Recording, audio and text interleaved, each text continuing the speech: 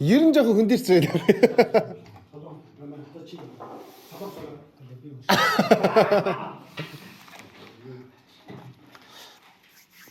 За хамтаа залбираад эхлэе. Өнөөдөр хэдүүл ямарсан мөргөлийн хэлбэрт ороод жоохон галбиржаад тэгээд явъя гэсэн бодол төлөвлөгөө байсан. Тэр төлөвлөгөөнийх дагуу өнөөдөр ингээд мөргөлийн хэлбэрт ороод явж байгаа. Тэгээ хамтаа ямарсан залбирая.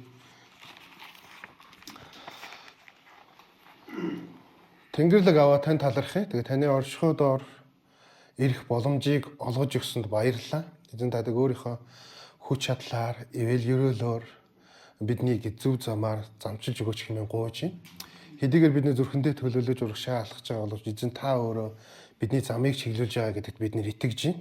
Тиймээс бидний зүрх сэтгэл хийгээд оюун бодлыг та өөрөө шинчилж өгөөрэй, өөрчилж өгөөрэй. Бас зөв гаргалгаануудыг, зөв замуудыг бидэнд харуулж өгөөрэй хэмээн гуйж байна. Тэгээд бидний нэгнээд хийж эхэлж байгаа энэ хүү цуглаан дээр эзэн та өөрийнхөө нэгүслийг, хайрыг, тэгэхээр зөв удирдлагыг, удирдамжийг байлгаж өгөх хэмээн гуйж байна. Бүх алдар магтаалыг танд өргөж байна. Эзэн тэгээ өнөөдрөөс таны дотор мөргөл өргөөд таны үгнээс суралцах тэр боломжийг гаргаж өгж байгаад баярлалаа эзэн минь. Та энэ үгээр дамжуулж бидний зүрх сэтгэл хийхэд оюун бодлыг тичээж өгөөрэй. Бидний шийдвэрүүдээр та өөрөө нөлөөлж өгөөрэй хэмээн гуйж байна. Бүх зүйлийг танд даатахыг эзэн Есүс Христийн нэрээр гуйн залбирч байна. Амен. За тэгээ өнөөдөөс Яаков номоор ерөн явъя гэж бодоод тэгээд Яаков 1-р бүлгээс эхлэх чинь. Сүүлийн үед нэг юм байдаг да та бүгд ялангуяа интернет хэрэгжилж байгаа бидний хувьд бол нэг айгүй нэг чухал юм нэг зүйл байгаа тий. Тэр нь юу вэ гэвэл нэг интернет орчноос биднийг ингээд удирдах гэдэг тий. Бид нарыг ингээд нөлөөлж идэг. Тэгэд ерөн ихэнх юм нөлөөлөхт инфлюенсерүүд одоо Монголд бол зөндөө байгаа шүү дээ. Тэгэд бас миний бас нэг дагдаг нэг инфлюенсер. Тэр маань нэг төөгөө гэж та нар мэдж байгаа тий. Айгүй бусдыг шахаж өгдөг, босгож өгдөг тий. Нөгөө талаараа бас монголчин муу гараад чинь би бас зүгээр хаяа зүгээр юу рилүүдийн сонсоод нэг загнуулч зүгээр идэх байхгүй. Нөгөө хямраас иргэн гэдэг шиг тий. За босчи гээл тий. Одоо алах, урагшил хий, зүтэг юугайгээ суугаад унтхаа байл гээл. Зүгээр яг хаяа иймэрхүү юмыг сонсохоор мэдээж баг хэмжээний ч гэсэн мотивац аваад юу илээ би ч нэр ямар газар бай юугаа яагаад байгаад байна гэдэг юм бодлыг авдаг байхгүй. Тэгээд төвөгийн ярд нэг юм сэдв байд. Ихэнхдээ ерөнхийдөө мессежүүдээр нь барьж чадна. Комфорт зон гэж яриад байгаа тийм. Им тав тухтай им өөрийгөө им жаргаас юм байдлаасаа гар гэл нэг юм урагшил гэл нэг юм мотивац өгдөө шүү дээ тийм. Ярен дээр. Энэ яриаг бол би бодохдоо тэгж бодоод байгаа. Энэ яриа мэдээж яг үндсэн утгаараа бол Христ итгэгчдийн юм библиэлэг суурьтай яриа гэж би ойлгодог. Яг бол Библиэр яг энэний тухай олон юм жишээнүүд байгаа. Тэгээд энэ хувилбар яагаад ингэж комфорт зоноос хүмүүс яагаад гарах гэдэг нэг гэвэл ерөн бол өөрчлөлтийн тухай тий. Өөрийгөө өөр төвшөнд аваачих, бүтээх, шинэ хувьслын тий өөр нэг одоо хүсэж байгаа нэг version гэж яваа шүү дээ тий. Тэндээ хүрэх юм зорилгыг л ерөнхийдөө гарахын тулд иймэрхүү ярианууд өгж байгаа. Энэ тэгээд яг ганцхан төөг ярьж байгаа юм биш л яг 21-р зуунд гарч байгаа одоо үеийн тий 2000 оноос хойш бүх залуучуудыг сэтэлжүүлж өхийн тулд амар тайван энэ зооноосоо гараа гэдэг юм мессежийг өгж байгаа.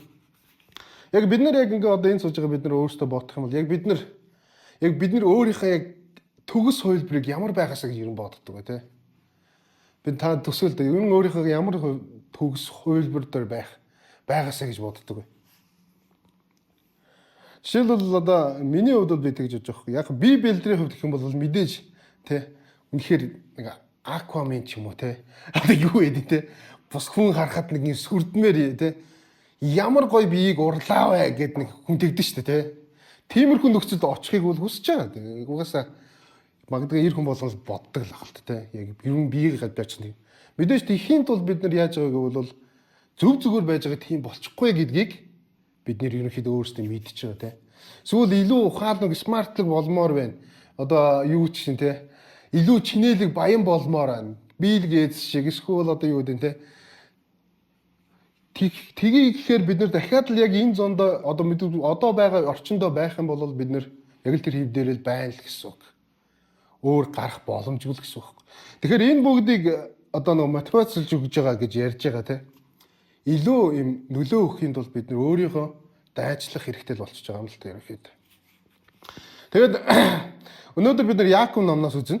Тэгээд би Яаков номын 1-р бүлгээ 1-р ишлээс 8-р ишлийн хооронд уншаад энэ ч дуудаад үгүй хамтдаа хараад явчаарай. Олцсон байгаа юу те? За энд ингэж байгаа. Бурхан ба эзэн Есүс Христийн зарц Яаков би харь даргасан 12 овогт мэдчилж байна. Ах トゥ нар минь элдвийн сорилтод орохдоо үнийг бүрэн баяр хөөр гэж үз. Итгэлийн чин шалгуур хатуужилт хүргэгийг та нар мэдэх билээ. Хатуужил нь төгс үйл байг. Тэгвэл та нар төгс бүтэн юугаарч дутахгүй байна. Харин та нарын хэн нэгэн мэрэгэн ухаанаар дутгал бүх хүнд өгөөмрөөр буруу шаалгүй өгч бурхнаас гуйг. Тэгээд түүнд гүгдэх болно. Харин тэр ямар ч эргэлзээгүйгээр итгэлээрээ гуйг. Учир нь эргэлзэгч нэгэн бол салхиар тугдан давалгаалах тэнгисийн долгио мэт ажээ. Тийм хүн эзнээс юм авна гэж бүү санаг. Хэрв хоёр санаат нь бүх үйлдэ докторгүй байдаг юм а гэж Яаков 1-р бүлэг дээр ингэж эхэлж байгаа. Мэдээж бид нар одоо Яаковыг тухай судлаад ингээд ирэхээр юу гэж байгааг бол Яаков энэ ямар нөхцөлд ямар ном бэ гэдгийг бид нөхцөл байдлыг бас мэдэх хэрэгтэй болно л та. Тэгэхээр Яаков ном нь ерөнхийдөө манай эртний 43-аас одоо 50 оны хооронд ч юм уу эрдэмтэд энэ хооронд бичигдсэн гэж үздэг юм байна. Тэгээ яагаад ингэж хэлж байгааг бол 2-р бүлгийн 2-р ишлэл дээр гардаг. Тэрний үг бол хэрв танаа цуглаан гэсэн энэ үг байгаа. Энэ цуглаан гэдэг үг нь грек хэл дээрээс танаа синагог гэж бичигдсэн байт юм л. Тэгэхээр танаа синагог гэдэг жигээр юу гэж байгаа вэ бол синагогийн ирэн үе дуусаагүй байсан буюу яг Есүс эзний явснаас хойш 20-30 жилийн дотор ирэн бичигдсэн байх магадaltaй гэдэг юм үндсэн агуулгыг өгч. Тэгээд үүнээс гадна Яаков гэдэг хүн маань одоо энэ 1-р ишлэлээр гарч байгаа. Бурхны ба эзэн Есүс Христийн зарц Яаков би гэж өөрийгөө тодорхойлсон. Яаков гэж. Тэгээ яг олон Есүсийн дагалдагч байсан Яаковд байгаа. Гэхдээ онцгойлон энэ Яаковыг болохоор Есүсийн дүү Яаков гэж ерөнхийдөө үзэж байгаа. Тодорхойлсон. Энэ ихэнх эрдэмтэд яг энэ дээр бол угаасаа бат зогсдог. Тэгэхээр энэ дээр бол эргэлзэх зүйл үгээр энэ Яаков номыг бол Есүсийн дүү Яаков бичсэн байна гэж ойлгож болж байгаа. Тэгээ энэ дээр бас онцгойлж хэлж байгаа 1-р ишлэл дээр бүр айгүй тодорхой те. Би харь тархсан 12 овогт мэдчилж байна гэж. Өөрөөр хэлбэл Израиль тархан сурсан одоо диаспора гэж ярьдаг те. Дэлхийгээ тухайн үеэр нутгаар тархсан ийм израильчуудад зориулж бичиж байгаа би ийм ном шүү, захаа шүү гэж өөрийгөө илэрхийлж утгаа гаргаж байгаа эхлээд. Тэгэхээр энэ маш амархан болж илэрж байгаа юм л да. Ерөнхийдөө за зохиогч нь Яаков юм байна. Дээрээс нь бичсэн загтлал бичсэн хүн Яаков юм байна. Хүлээн авахч нь тархан суурсан еврейчүүд юм байна. Юдэчүүд юм байна. Нөгөө талаараа энд юу вэ гэвэл манай эртний 40 оноос 50 оны хооронд бичигдсэн ном юм байна. Нөхцөл байдлын хувьд бол ингэж харж байгаа. Тэгэхээр мэдээж Есүс Христ дээш өргөгдсөний дараа энэхүү үйл явдал нь болоод дархан сурсан магадгүй дэлхийгээр нэлээд тархсан дээр израильчуудад бичигдэж байгаа. Тэгээ энд нэг бодох юм гарч ирж байгаа. Тэрний үеиг бол энэ яаж хүлээж авсан болоо гэж те. Израильчуудад жишээлбэл дархан суурсан одоо тухайн үеийн Антиох юу гэдэг те. Эфес, Коринт гэдэг хаасаагүй дархан суурсан израильчуудад энэ үгийг нэг захиагаар яаж хүргэсэн болоо гэж зүгээр дотроо бодож байгаа. Гэтэ мэдээж олон хувь хөлбөгдөд явсан уу эсвэл тал таашаа яаж очсон мэдгүй. Гэтэ ямар ч хэсэн израильчуудынхаа нөхцөл байдал тааруулаад энэхүү захианд бичигдсэн. Тэгээд энд бид израильчуудын нөхцөл байдлыг жоохон бодох хэрэгтэй болно. Тэгээд юу вэ гэвэл израильчууд тухайн үед ямар нэгэн байдлаар синагогод очиод итгэлээ хамгаалдаг. Тэгээд итгэлээ хамгаалаад итгэлийн дагуу амьдарч байгаа ямар израильчууд вэ гэвэл энэ юудаас Христ итгэлт израильчуудын тухай юм. Юудын шашинтай тэр биш Есүс эзнийг өөрийнхөө аврагч хүлээн хүлээн авсан тэрхүү израильчуудад хандаж ерөнхийдөө бичигдэж байгаа. Тэгэхээр тухайн үеийн синагогуудад орж энэ маань уншигддаг, тэнд байгаа евдээ хүмүүст маань зориулж хилэгддэг, сургамж болдог тийм хэсэг байгаа гэсэн үг. Энийг бас ерөнхийдөө эрдэмтэд судлаачид ерөнхийдөө Яаков номыг хараад юу гэж ойлгодог вэ гэвэл энэ бол магадгүй хуучин гэрээтэй харьцуулах юм бол сургаалт өгс шиг те. Бусдад зааж сургах юм зүйлүүдийг их ихтэй онцлогоо олгодог. Шинэ гэрээтэй харьцуулах юм бол уулан дээрх сургаал шиг гэдэг ч юм уу те. Бусдад ийм ерөөл болох мэдлэгийг ингээд түгэх ийм зүйлүүдтэй байдаг. Тэгэд яг хөө харах юм бол судлаачид тэгж үздэг юм байл л да. Энэ Яаков номны одоо талаас ихэнх хувь нь захиран тушаах буюу те. Та нар тэгээрээ, ингээрээ гэсэн ийм нэг юмд урайсан хийх үүсийг ингээд зааж өгсөн ийм агуулга нь их байдаг юм байлээ. Мэдээж орчлын хувьд бол ингээд Яаков ном нэлээд их агуулгыг агуулж байгаа боловч цаашаа харах юм бол нэг ийм онцгой гол сэдвийг ерөнхийдөө үүс ном Яаков ном маань тодорхойлдог. Бид нэр бүгдээрээ мэдэнтэй тэрний юу вэ? Үүсгүй итгэл бол өхмөл гэдэг ийм гол мессежнээс хоош урагшаа ингээд бүх бүлэглүүгээ тарж ойлголтуудыг өгж явдаг гэсэн үг. За хамтаа ишлэлүүд рүү оръё. Тэгээд энэ дээр болохоор ингэж байна. Нэгд одоо нэгдүгээр ишлэгийг харах юм бол те ерөнхийдөө онцгой нэг юмны юу вэ гэвэл Яаков гэж бичсэн. Энэ өөрийгөө тэгэхэд Есүс Христийн боол зарц гэж бичсэн байна.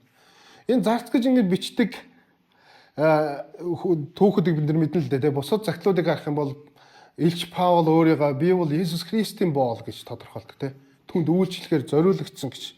Тэгэхээр энд тухайн үеийнхээ нөхцөл байдалд бол энэ боол гэдэг бол яг эзний боол гэдэг энэ зарчмыг тухайн ойлгох бол үнэхээр сонирхолтой юм гарч ирдэг л дээ. Тэр нь юу вэ гэвэл боол бол мөнгөөр худалдан аваа те. Тэр эзний өмч байдаг. Хин нэгэн хүнийг боолоо болгож авч бол өөрийнхөө өмчөө болгож авцсан байдаг. Тэгээ өөрийнхөө өмчийг эзэн нь яаж захиран зарцуулахаа ерөнхийдөө мэддэг гэсэн үг. Тэгэхээр энэ утгаараа болохоор энэ Паулч тэр Яаковч тэр буюу Христ эзний боол гэдгээр өөрийгөө юу тодорхойлж байгааг бол би бол Бурхны тушаасан бүгдийг даган биелүүлж түүний замаар амьдрах тийм юм бүр юм худалдаж авагдаа те үн цэнээр худалдагдаж авагдсан тийм хүн шүү гэдгийг өөрийнхөө тодорхойлж хэлж байгаа. Тэгээ хар дарагсан 12-гээ сая бид нэр евдэчүүдийн талаар ярьлаа. Тэгээд за ишлэлөөгөө орохоор ийм байгаа. Хоёрдугаар ишлэлээс бүгд хараад яваад байгаа. Ах トゥ нар минь элдвийн сорилтод орохдоо үүнийг бүрэн баяр хөөр гэж үз. Тэгээд итгэлийн шалгуур хатуужилт хөргийг та нар мэдэх үлээ. Хатуучлан төгс үл байг. Тэгвэл та нар төгс бүтэн юугаарч дутахгүй байна гэдэг ийм хэсэг байна. Өөрөөр хэлбэл 2-оос 3 дугаар ишл 4 дугаар ишлэлийг харах юм бол сорилт гэдэг ийм нэг онцгой сэдв гарч ирж байгаа тийм. Сорилт гэдэг үг нь болохоор юу юм бэ л дээ. Яг грек хэлээр докимион гэдэг ийм үг. Тэгээд туршилт, сорилт тэ далд утгаараа найдвартай байдлыг бас ингэж илэрхийлж гаргадаг юм л. Тэгэхээр энд юуг сорилт гэдэг үгээр бид нэр бодох юм бол энэ ямар сорилтын тухай яригдаад байгаа юм болоо гэж асууж болно тийм. Эхний үед шууд. Ингээд 2 дугаар ишлэл дээр ах トゥ нар нь элдвийн сорилтонд орохдоо үнийг бүрэн баяр хөөр гэж үз. Нэг талаасаа энэ сорилт гэдэг маань асуудал бэрхшээл юм шиг харагдаж байгаа. Христ итгэлийн суурьтай бэрхшээл юм шиг. Харин гítэл үүнийг Яаков хэлэхдээ юу гэж хэлж байгааг бол энэ сорилт та нарт ирэх юм бол баяр хөөр гэж үзээрэй гэж тодорхойлж. Гэхдээ хүний ухаанаар бодох юм бол ямар ч хүнд амьдралд хэцүү зүйл тохиолдох. Магадгүй асуудал тулгарх гэдэг бол үнэхээр баярламар зүйл мөн үү гэж өөрөөсөө асуулгүй шүү дээ, тийм. Асуудал бол баярмаар зүйл биш. Гэхдээ энэ дэр болохоор яг үндсэн утгаараа яг юу гэж бол та нар баярлаарай, баяр хөөр гэж бодоорой гэж хэлж байгаа. Ямар нэг асуудал бэрхшээл сорилт ирэх юм бол баяр хөөр гэж бод.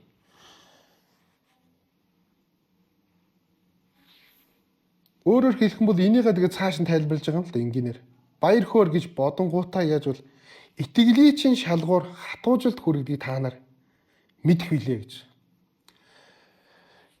Ямар нэгэн асуудал бэрхшээлийг даван гаргахад хүнд юу ирдэг вэ гэвэл энд хэлж байгаагаар юу шалгуурыг хатуужил буюу тааны зүрх сэтгэл ямарваа нэгэн асуудлыг даван гарах хатуужил буюу сэтгэлийн хад суун гэж монголчууд ярьдаг те.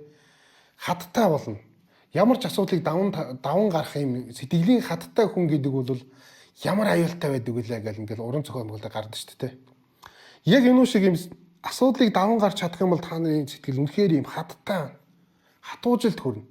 Энэ хатуужилд яагаад хүрэх гээд байгаа юм бэ гэж бодъё. Тэгвэл хатуужилд яагаад хүрэх гээд байгаа юм бол энэ хатуужил гэдэг маань өөрөө төгс үйл байг гэж.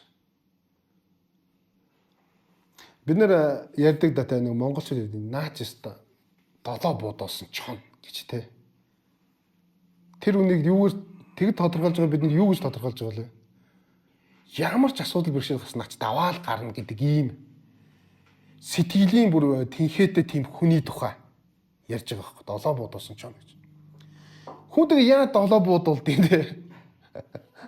Яаж долоо буудуулах вэ? Тэр долоо буудал гэж асуудал бэрхшээл зовлон дундаа туучаа гараад ирсэн хүн л гэж. Наад хүн чи ямар ч зовлон тохиолдсон наа чинь бол даваал гарнаа. Энийг бид буцаагаад ингээ орох юм бол маш амархан нэг зүйл ойлголт гарч иж байгаа нэг үг бол хэрвээ чи сорилтын дундуур яваад итгэлийн сорилтын дундуур яваад даваад гарчих юм бол хатуужилтаа болчихно. Тэгээ дараа нь ямар ч зовлон бэрхшээл асуудал болгосон та нар нэг үгээр хэлэх юм бол итгэлээс хизээж урахгүй тийм хатуужилтаа зүрхний гүн бат итгэлтэй тийм хүн болцсон байна л гэсэн.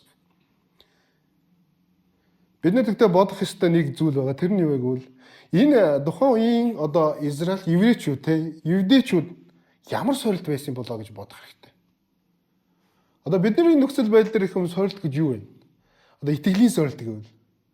За жишээлбэл дураараа амьдрах те цуглаанд явахгүй амьдрмаар. Эсвэл гим нүгэлээс холдмооргүй байна гэдэг ч юм уу. Эсвэл үнэхээр цуглаанд явах хэцүү байна те цаг зав энэ төр гээд орчин нөхцөл байдлаас болоод хэцүү байна гэдэг ч юм уу. Энэ зүйлүүд гарч ирж байгаа. Нөгөө талаар юу гэдэг юм те зовлон бэрхшээл, мөнгө санхүүгүй байдал, эсвэл бол зарим үед бүр эд баялагтай байдал чинь хүртэл буцаахад цуглааны явах итгэлээс ах энэ үйлд маань сорилт болж ирж байгаа. Гэтэл тухайн үеийн нөхцөл байдлыг харсан. Яг ингээд тухайн үеийн нөхцөл байдлыг харахаар манай яны 40-оос 50 оны хооронд айхтар том хавчлаг одоо христийн түгэнд гарсан те 1-р зуунд гарсан 2-р зуунд гарсан айхтар том хавчлагууд ердөөсөө өрнөөг байсан.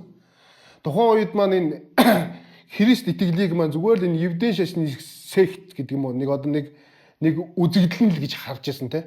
Тэгэхээр тэнд айхтар юм шагалт даралт байгаагүй. Одоо бол нэг амь насанд хүрсэн ч юм уу эсвэл итгэлээсээ болж үхэх ч юм уу тийм амар энэ нэг дарамт шагалт бол байгаагүй сорилт. Гэхдээ тэнд ямар сорилтууд байсан гэхээр маш эмзэг юм сорилтууд байсан. Нөгөө талаараа тэрний юу вэ гэвэл Израиль хүмүүс өөрсдөө христчин болоход яаж ирсэн бэ гэвэл та нар юудын ёс заншлаас урваад байгаа юм биш үү гэдэг юм ойлголт байсан. Та нар юудын заншлаас урваад одоо энэ Христийг дагаад байгаа чинь түүхээ үгүйсгээд байгаа юм биш үү те? Синагогод оронгод та нар түүхээ үгүйсгэсэн мó Христчд гэл те? Та нар Есүсийг хаалт дагаад яв гэдэг ч юм уу. Иймэрхүү яг үндсэн ийм нэг энгийн ийм дарамт сорилтууд маш зөндөө байсан баг. Өөрөөр хэлбэл Христийг дагах юм уу эсвэл юудын шашныг дагах юм уу? Эсвэл Христийн заасан сургаалуудаар амьдраа цааш явах уу? Эсвэл бол энээс татгалцах уу гэдэг ийм онцгой юм зүйлүүд ийм ахуун гэх юм уу да тий. Иймэрхүү сорилтууд маш их байсан тухай. Мэдээж дээрэс нь энэ бид нар санах ёстой нэг зүйл бол диаспора евдээчүүд гэдээ ойлгох хэрэгтэй. Гадаадад амьдрах ямар байдгийг хил ус байхгүй те. Очоод үндсэн байр байхгүй. Одоо амьдрах орон сууц гэл юм болгон тгээс эхэлж байгаа юм шиг мэдрэмт төдгээд ер нь ихэнх хүмүүс ярьдаг шүү дээ те. Бүх юм тгээс те. Хоол унс яаж идэх вэ? Ямар юм идэх вэ? Юу хийж амьдрах вэ? Мөнгө яаж олох вэ те? Энэ бүх чинь нэг сорил нэг комфорт зоноос гарна гэдэг чинь яг энийг хэлээд байгаа. Яг тухайн үеийн Израильчууд яасан бэ гэвэл төрлөг сайхан нутгаас дөрвөө зүхтаад тэр өөр харь орны хэдийгээр Ромын ийм эзэнт гүрэн байсан ч гэсэн дотроо тэр чинь өөр соёлтой улсуудлаа Афин руу очиж байгаа Израильчуудын хувьд бол тэр грекүүдийн соёл гэдэг бол тэрний итгэл үнэмшил бүх юмнаас нь тис өөр соёл донд очоод амьдрахад өдөр болгон сорилт тулгарч байгаа тийм хүмүүсээр бол шилж. Та нар итгэлээ энэ үед яаж сахих вэ гэдэг тухай асууж. Тэгээ энэ итгэлээ сахих гэдэг энэ тулд нь Энэ сорилт ирж байгаа та нарт ирж байгаа энэ сорилтыг харин баяр хөөр гэж авч үзэх нь та нар хамгийн чухал шүү гэдэг юм онцгой зүйл гарч. Бид нар ямар нэгэн байдлаар энэ зүйлээс Яаковын энэ өгж байгаа мессежээс мэдээс бидний ийм сорилт ирж байгаа биднээс тулгарч байгаа энэ асуудал бэрхшээлүүдийг бид нэр Христ итгэл дотроо даван гарах юм бол энэ нь бидний хувьд хэмжээшгүй юм нэг experience гэж дуршлаг тий амар том дуршлаг тэгээ дээрэс нь зүрх сэтгэлдээ ингээд байлгасан нөгөө долоо бодуулсан Христ итгэж чон болж ховрох юм шүү дээ тий юу ч тулгарсан тий ямар салхилсан бид нэр итгэл дээрээ ингээд бат зогсож чадах тийм үний тухай ярьж байгаа. Энэ бидний амьдралд ирээд байгаа сорилтууд, асуудлууд, бэрхшээлүүд бол биднийг улам батжуулах буюу итгэл дээр улам бат зогсоход нөлөөлөх тийм зүйлс учраас бид нэр ирж байгаа асуудлуудыг баяр хөөртэйгээр хүлээж аваад за энэ бол надад хэрэгтэй юм байна гэд зөв хандлагаас хандахыг энд уриалж байгаа гэсэн. За энэ цааш нарах юм бол өөр ахаад нэг сэдвийг гаргаж ирнэ. Тэр нь юу вэ гэвэл 5 дугаар ишлэлээс харин та нарын хэн нэг нь мэрэгэн ухаанаар дутвал бүхэнд өгөөмрөөр буруу шалгаг өгч бурхнаас гуг тэгээд түүнд өгөгдөх болно гэж. Юун гинт мэрэгэн ухааны тухай гараад ирвэ гэж бид нар бодож байгаа тийм. Юун сорилтын дунд асуудал бэрхшээл дунд хэрхэн амьдарч даван туулах тухай гарч ирсэн чинь мэрэгэн ухааны гинт оруулаад ирчих. Мэрэгэн ухаан гэдэг нь мэдээж нөгөө энд болохоор грек хэлний София гэдэг үгээр хэрэгжилж байгаа тийм. Энэ София гэдэг үг нь ганц тооны эмэгтэйлэг юм нэр, эмэгтэй эм хүсний үг гэсэн үг тийм. Тэгээ энэ үгээр юуг илэрхийлдэг вэ гэвэл энэ үг нь зоосны хоёр тал шиг одоо нэг зүйлийг дандаа агуулж байдаг. Тэгвэл хэрв чи мэрэгэн сонголт хийвэл цаана хин нэг мунхаг сонголт хийх ёстой тийм. Ялангуяа сургаалт төгс номыг харах юм бол мэрэгэн хүн ингэж ханддаг, харин мунхаг хүн ингэж ханддаг гэдэг ийм ямар нэгэн асуудал дээр хандж байгаа хандлагуудыг гаргаж ирдэг. Жишээлбэл ингээ харах юм бол бид нэр буцаас сорилт руу орох юм бол тийм. Хэрвээ чи мэрэгэн агаад чамд мэрэгэн ухаан байх юм бол чи ямар нэгэн сорилт ирэхэд зөв талаар нь сорилтыг хүлээн аваад баяр хөөр гэж үзээд нөгөөдгөө даван гарах эрч хүчтэй байх юм байна. Харин нөгөө талаараа харах бол хэрвээ бид мэрэгэн ухаан дутах юм бол сорилтын юм унаад даван гарах хүч тэнхээгээ өөрийгөө улам нөгөө нэг илүү дээр вершнд авчих байсан чинь тэрийг орхиод алдаад сул дорой байдал гаргаад унаад бүр байсан төвшнөөс доошо бух тухай яригч. Энд яг л мэрэгэн ухааны тухай ярьж. Тэгээ мэрэгэн ухаан энэ мэрэгэн ухааныг хараад ингэж янгуутал цаашаа нэг аюугаа сонирхолтой гарч иж байгаа. Тэр нь юу вэ гэвэл Бурханаас гуйг те энэ мэрэгэн ухааныг тэр чамд өгөх болно гэж. Энэ ягаад гуйгдаад ирж байгаа мэрэгэн ухаан вэ? Хэрвээ сургаалт төгсөх юм мэрэгэн ухааныг яадаг вэ гэвэл ирж хайгаад олоорой гэж. Мэрэгэн ухааныг олоорой гэж. Зүрх сэтгэл толгойдоо суулгаарай гэж. Тэр суулгасан мэрэгэн ухаан чи яадаг вэ? Буцаад гарахтаа мэрэгэн шийдвэрүүдийг гаргадаг юм аа гэж. Мэрэгэн ухаантай тийм шийдвэрүүд. Жишээ Соломон хаан гуйдаг шүү дээ, тэ. Эзэн надад мэрэгэн ухааныг өгөөч гэж. Тэгээд мэрэгэн ухааныг гуйсны дараа тэр яаж байгааг гэвэл үнэхээр хамгийн зөв шударга шийдвэрүүдийг гаргадаг хаан болж орч. Мэрэгэн ухаан биднэрт юунд хэрэгтэй гэвэл бидний амьдралд гарч байгаа асуудлуудыг шийдвэрлэхэд маш чухал гэж ярьж байна. Тэгэхээр энд харж байгаагаар харин тэр ямар ч эргэлзээгүй итгэлээрээ гуйгаа. Учир нь эргэлзэгч нэгэн бол салхиар тугдан давуулгалж тэнгисийн долгио мэт ажээ гэж цааш үргэлжлүүлж. Эргэлзээтэй байх юм бол мэрэгэн ухаан байхгүй болчих юм уу гэж. Энд дээр нэг теологч ингэж бичсэн байсан. Тэр үнэхээр сонирхолтой гоё санагдсан. Тэр нь юу вэ гэвэл энд өвүүлж байгаа мэрэгэн ухаан гэдэг бол эзнээс ирж байгаа мэдлэгийн их үүсвэр буюу одоогоор бид нэр хавал Библи те христчин хүмүүс ямар зүйлд яаж хандах гэдэг юм ойлголтууд энэ тухай зааж байгаа. Энэ ойлголтоороо бид нэр зөв шийдвэр ямар нэгэн сорилт асуудал ирэхэд зөв шийдвэр гаргаж чадах юм бол бид нэр илүү төгсөө тэмүүлж бурхны хүсэж байгаа тэр илүү дээр хүн болж хувирна те. Одоо Христтэй улам адил болж байгаа тийм хүн болно. Хэрвээ мэрэгэн ухаан дутагдаад тэр зүйл дээр буруу шийдвэр гаргах юм бол буцаад доош унж буюу эргэлзэж байгаа.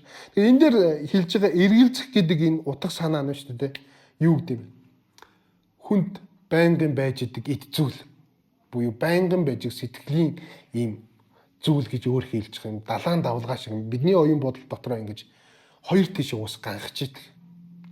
Яагаад гэвэл шүү дээ, ямар нэгэн асуудал тулахад бид нэг талаасаа бурхны үгээр энийг ингээд даваад гарч штэ гэдэг ойлголт нь байдаг. Харин нөгөө талаараа бурхны үгээр бурхны биш замаар гарах арга замыг бас ингэж зааж идэг. Өөрөөр хэлбэл энэ бурханд итгэдэг хүн бол эргэлзэлгүйгээр мэрэгэн ухаанаараа шийдвэр гаргаад сорилтуудыг болон тэр асуудлуудыг даван гарах хүчтэй байдаг гэсэн.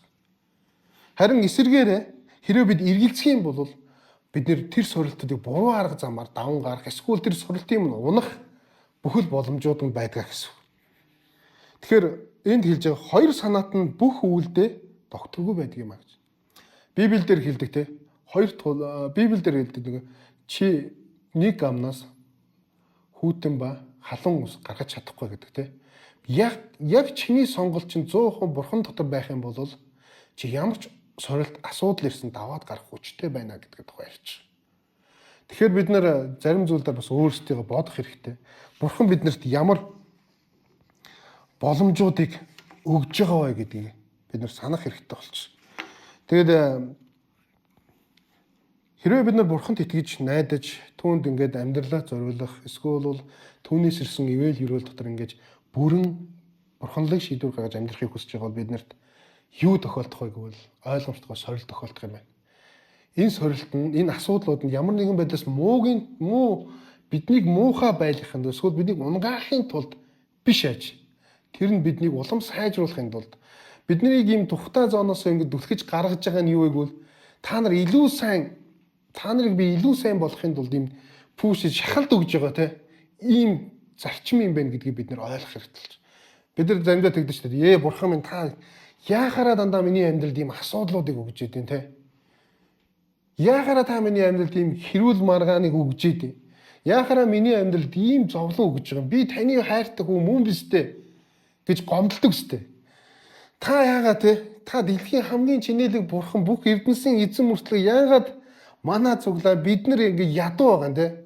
Яахаараа Солонгосын цуглаан баян байд. Яахаараа Америкийн цуглаан баян, Монголын цуглаа ядуу байд гэдэг ч юм уу. Гомдлохын зүрх сэтгэлгүүд яахаараа гэдэг энэ бодол дээр юуг илэрхийлж байгааг вэ? Би чамнаад асуудлыг өгж байгаа нь би чамд хайртай учраас чамаг улам дээд төвшөнтэй төгс рүү чиглэсэн надтай улам адил бол гэсэн энэ зорилгын дагуу баг өгдөж байгаа зүйл юм шиг харагдаж байна. Тиймээс бид нэр ямар нэгэн байдлаар сорилт ирэх юм бол баяр хүртэх come on тэ эсвэл долоо бодсон ч гэдэг шиг come on за тулалдаад үзье ороод үзье гараад үзье хийгээд үзье бид нэр мэрэгэн ухаан болох мэдлэгийн ох болсон энэ Библи бидний гарт байна тэ бид нэр бурхны үгийг сонсож जैन судалж जैन ойлгож чааж Jain come on бид нэр асуудал ирэх юм бол ариун сүнс бидний толгойд туслах шийдвэрүүд зөв шийдвэр гаргахад туслахаар бэлэн байгаа. Тэгэхээр бид нэр энэ зүйл дээр нааштай бүр ингээд за тухтай зоноосоо гарья тий нэг за гарья асуудлууд байна уу орё тэр л чи хийгээд үзье болохгүй юм гэж юу гэдэг тий бид нар гэртээ суугаал шүү дээ бид нар өнөөдөр бүтэн сууд гэртээ байсан бол унтчихлах шүү дээ юм сте ямар нэгэн бурхны мэдлэг болсон юм үгийг сонсохгүй гэртээ байжлах шүү тэгэхээр тэрнээсээ босоод өглөө гараад наашаа ирээд бурхны үгийг сонсно гэдэг маань өөрөө буцаагаад бидний толгойд орж байгаа энэ мэдлэг маань бидний буцаагаад нэг шат, хоёр шат, гурван шат ч дээш ахиулж байгааг бид нар мэдэхгүй. Гэтэ биднийг харж байгаа бурхан бүгдийг мэдж байгаа. Яг энэ мөчөл та нарт амьдрал чинь хэрэгтэй байсан шүү гэдгийг хараа сууж зогсож байгаа. Тэгэхээр энэ нэг ийм түүх байдаг. Тэрний юуг бол Эверестийн оргил гэж та нар мэдж байгаа тий. Уулчтын нэг ийм мөрөөдөл болсон. Тэгээд энэ оргилын тухай яаж байгааг бол түрүү жил хоёр монгол уулч яваад тэнд амиа өргөцсөн тий. Амиа өргөцсөн тийм түүх байгаа. Тэрийг яагаад би айгуу сайн тооцооддаг вэ бол манай ажлын нэг нэр залуугийн яг дүүн тэр байсан аахгүй. Нэг нь тэгээд Эверестийн оргилд авирах гэж явж байгаад амнаасаа алдаад. Тэгээ ямар ч байсан бүүн асуудал гарсан тий. Гэхдээ тэнд нэг ийм аав ээж нь тэгж дүнссэн гэж ярьж ирсэн надад зүгээр. Тэрний юу гэвэл миний хүү зорилгынхаа дагуу явж хагаад амиа алдсан. Тэрнээс зориггүй ингээд Төм бөмбөг хүмүүс ингээд амьдарч байгаа зүгээр л амиа алдаж байна те. Тэгэхээр энэ амиа алдаж байгаа энэ асуудал бол бид нэр яаж ийнэ вэ гэвэл харамсал байна. Гэхдээ яг хийсэн зорилгынхаа дагуу хүсэл мөрөөдлийнхаа дагуу явж байсан учраас одоо бид нар ийм тайвшралтай байна гэж хариулж ирсэн гэж. Тэгээ хэрвээ харах юм бол Эверестийн оргилд анх юм гарсан 2 хүн байдаг те. 1953 онд Дэнзэн Норгой гэдэг монгол хүн, нөгөөх нь Шинэ Зеландын уулчин Эдмонд Хиллари гэдэг ийм 2 хүн. Дэнзэн Норгой гэдэг нь одоо нөгөө Непалд байдаг, Непалын монгол үндэстэнд зөндөө байгаа шүү дээ монголчууд. Тэдний ингээ 2 хүн 1953 онд яг Эверестийн оргил дээр гараад тэдний хэлснийг өгөөд бид ингээ чадсан юм а гэж. Өөрөөр хэлэх юм бол ягаад Эверестийн оргил дээр гарах нь тийм хэцүү байдаг вэ гэвэл угаасаа тэнд сорилтууд зөндөө байдаг. Хамгийн хэцүү амь настай холбоотой асуудал явж идэг учраас тэр айгүй хэцүү байдаг. Тийм учраас бид Эверестийн оргил гарахаас илүү хэцүү замаар магадгүй явж байгаа шүү дээ. Өнөөгийн энэ нийгэмд Христ итгэлээр амьдрна гэдэг тийм ч амарч зүйл биш тий. Бид нэг гараад явна, найз нөхдөөгөө уулзна, асуудлуудад гарч ирнэ. Энэ асуудлууд нь хэдийгээр бидний харж байгаа нүдэндээ жижигхэн мэт боловч яг амьдрал дээр тулсан асуудлууд, жижиг шажиг шийдвэрүүд хүртэл бидний амьдралд муугаар нөлөөлөх, эзнээс холдуулах арга замууд нь болж өгдөг учраас бид энийг эсрэг алхах нь үнэхээр тийм ч амар биш. Гэхдээ бид боломжгүй юу гэвэл үгүй. Хамгийн их боломжтой. Бид яг эзэн бурхын дотор итгэлээ бариад урагшлаа алхахад бидэнд ирж байгаа сорилт толгоныг бид нэр баяр хөөр гэж хараа те. Үнэхээр энүүгээр дамжуулж эзэн намайг шинжлэх чинь да, босгох чинь да, намайг урагшлуулах чинь да, намайг нэг алхам дээшээ гарах чинь да гэсэн юм үзэл санаагаар харж тэрэнд хандах юм бол бидний итгэл олон зүйлүүдийг, олон сорилтуудыг бид нэр бөөнөрөө хамтаараа магадгүй нэгээрээ эзэнтэй хамт байгаа бид нэр даваад гарч чадна гэж уриалах гэдэг. Тэгээ хамтаа бүгдээрээ сүлд нь юу харъя? Ром номны 5 дугаар бүлгийг гаргачих.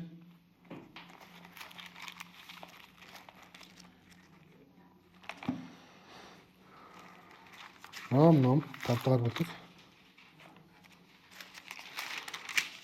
3 дугаар ишлээс 5 дугаар ишлэг.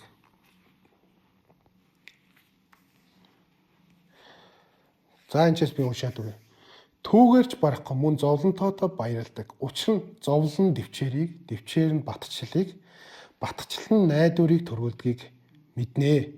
Найдвар нь биднийг гонсойлгодгүй. Учир нь бидэнд өгөгдсөн ариун сүнсээр дамжуулан Бурхныхаа зүрхэнд минь зутгагдсан байдгаа гэсэн. Амен. Тэгэхээр эзний үг бид нар өнөөдөр ятгах чинь те. Ямар нэгэн зовлон, дэвчээр энэ бүгд цаашдаа олон зүйлийн эхлэл нь болоод энэ эхлэлүүд нь биднийг улам найдвар дотор бүрэн байлгах буюу эзний ариун сүнсээр дамжуулан Бурхны хайр бидний зүрхэнд эдгээр зүйлүүдэд дамжиж зутгагддаг юм а гэж Ром ном бидэнд сануулж байна. Тэгээ хамтдаа залбирая. Эзний өмнөд зүрх сэтгэлээ Бурханд өргөе. Таны амьдралд одоо яг сорилт болж байгаа, асуудал, зовлон бэрхшээл болж байгаа тийм зүйлсүүд байвал яг одоо зүрхнэндээ хамтдаа залбирая. Тэгээд энэ бол давж гарч чадхааргүй тийм айхтар зүйл биш шүү. Зүгээр энэ бол үнэхээр бидний зүрх сэтгэлд өгөж байгаа. Бидний итгэлийг улам урагшаа нэг алхуулах байгаа тийм зүйлсүүд учраас хамтдаа яг асуудлууд байгаа бол яг сорилтууд ирсэн байгаа бол та эсвэл тухтай зоонд хит удаан байгаад байгаа бол гараан дээр те цуглаандаа яваад тэр асуудлууд байна уу? Өөрийн чинь оролцох боломжтой тэр талбаруудыг бол ороод ирээрэй гэж уриалах гэдэг. За хамтдаа залбирая.